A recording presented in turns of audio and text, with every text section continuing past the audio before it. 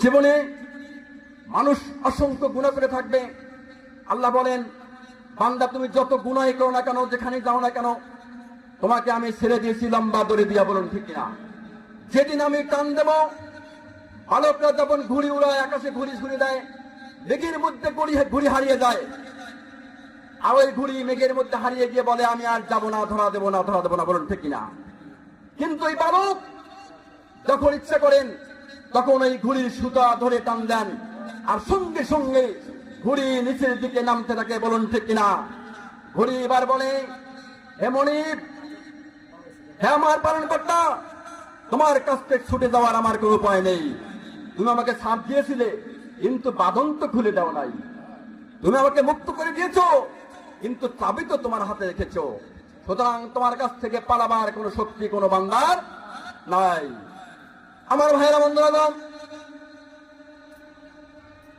জীবনে অনেক গুনাহ করবে, অনেক পাপ করবে, নারীবাদী করবে, সন্ত্রাসী করবে, ডাকাতি করবে, লুট করবে, চগলখড়ি করবে, মানুষের মধ্যে বিবাদ লাগিয়ে দিবে। বান্দা জেনে রাখো, আমি রব তোমার উপরে ছায়ার মতো বেষ্টন করে আছি।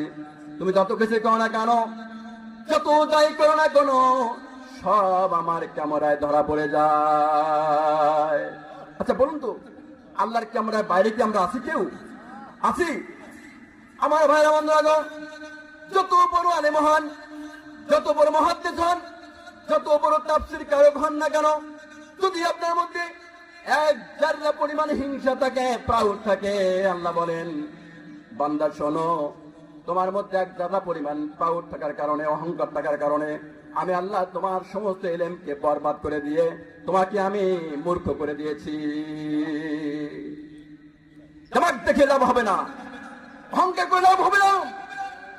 অ্যাপারশিপ পাস করেছেন, ডাবল টাইটেল পাস করেছেন, ট্রিপল কামেল অর্জন করেছেন, আপনার মধ্যে তাকওয়ার অভাব আছে, আপনার ওই ইলমের 4 পয়সা দাম নেই, নেই, নেই, নেই। বরং ঠিক কিরম? আল্লাহ বলেন, বান্দারে, তোমার ইলম নাই, বুদ্ধি নাই, কিছুই নাই। শোনো ও বান্দা, তোমার মধ্যে যদি অহংকার মুক্ত এক জাররা পরিমাণ আমল থেকে থাকে, আমি আল্লাহর কাছে তোমার ওই এক জাররা পরিমাণ গ্রান্টেড আমল গ্রান্টেড হয়ে যাবে। এই এক জাররা পরিমাণ আমলের জন্য বান্দা শুনে রাখো, তুমি হাসতে হাসতে কিয়ামতের দিনে বীর হিসেবে জান্নাতের মধ্যে চলে যাবে। ঠিক কি না? আর আল্লাহ বলেন,